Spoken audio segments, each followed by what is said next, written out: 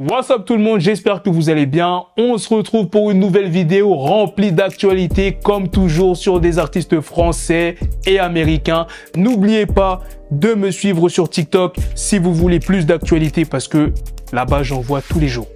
Tous les jours il y a de l'actualité, plus que sur YouTube.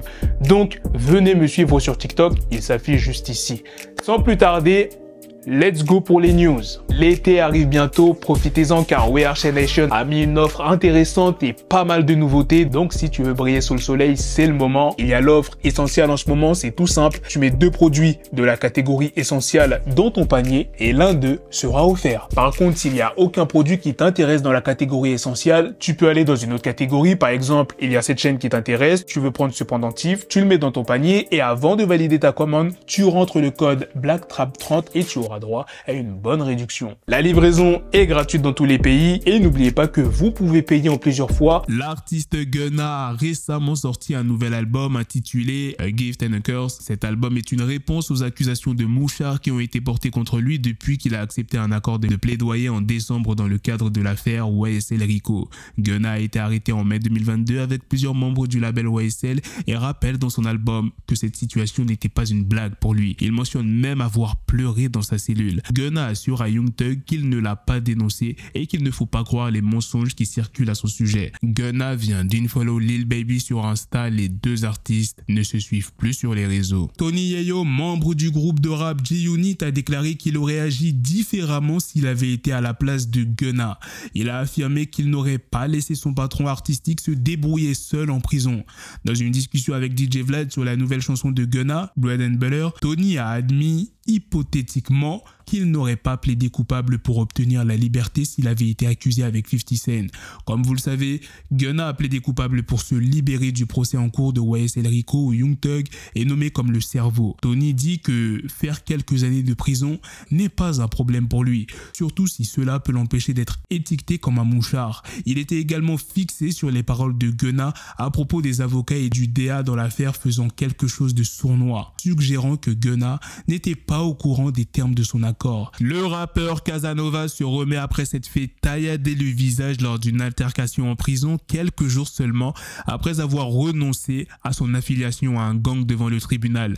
L'altercation a eu lieu à la prison du comté d'Essex à Newark dans le New Jersey. Le visage de Casanova a été tailladé avec une arme par un autre détenu qui s'appelle Ulysse Lugo. Casanova et un groupe d'hommes ont ensuite apparemment poursuivi Lugo et lui ont rendu l'appareil en tailladant le visage de Lugo plusieurs fois. Lorsque les officiers sont arrivés sur les lieux, Lugo et Casanova étaient tous deux couverts de sang. Casanova s'est rendu au FBI pour faire face à des accusations de racket. Joshua Taylor, également connu sous le nom de CEO TZ, qui était considéré comme une personne d'intérêt dans l'affaire du meurtre du rappeur Young Dolph, a été retrouvé mort à Memphis dans le Tennessee. Selon les informations de l'affilié ABC de Memphis, ABC 24, Taylor a été retrouvé mort le mercredi 15 juin à l'intersection de Spotswood Avenue et Buntain Street dans le quartier Orange Mound de Memphis. La police de Memphis n'a pas de piste pour le moment, mais elle pense que Taylor a été tué initialement le mardi 14 juin au soir. La police demande l'aide du public pour identifier son ou ses potentiels tueurs. En plus d'être nommé personne d'intérêt dans le meurtre de Young Dolph, Taylor était également recherché pour diverses charges, y compris des charges d'armes et de vol. Raquel Anteola, âgée de 34 ans, une chanteuse et rappeuse connue sous le nom de Raiki sur Instagram, et Melissa Dufour, âgée de 36 ans, une entrepreneuse en fitness qui possède une ligne de vêtements appelée Sexy Sweets, ont été arrêtées sur l'autoroute avec 2,1 millions de dollars de cocaïne cachés dans des compartiments secrets de leur véhicule. Les deux femmes font face à un minimum de 10 ans de prison pour des accusations fédérales de trafic de drogue. Elles ont affirmé qu'elles se sont rencontrées à Miami puis se sont rendues ensemble à Houston pour une soirée où elles étaient très ivres avant de se rendre à Atlanta. Elles ont été arrêtées en allant à Atlanta sur l'autoroute 110 en Alabama pour une infraction au code de la route.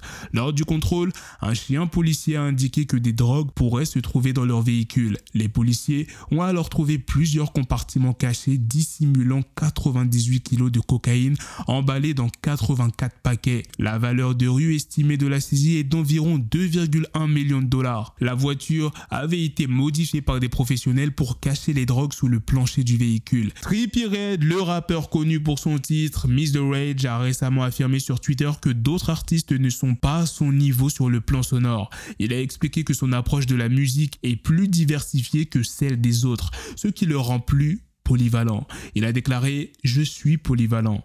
J'ai explosé grâce à cela seul. Jugez-moi pour mon apparence, ma façon de parler, de fumer, de respirer, mais votre artiste préféré n'est probablement pas à mon niveau sonore. » Trippie Redd a fait cette déclaration audacieuse après avoir publié un tweet pour promouvoir sa nouvelle chanson Took My Breath Away en featuring avec sa petite amie Sky Morales. Il est actuellement en train de finaliser son nouveau projet Love Letter to You 5 dont la date de sortie n'est pas encore connue. Trippie a sorti Motion Music, un album avec des collaborations de Future, Lil Baby, Chef Keef et le regretté Juice WRLD entre autres.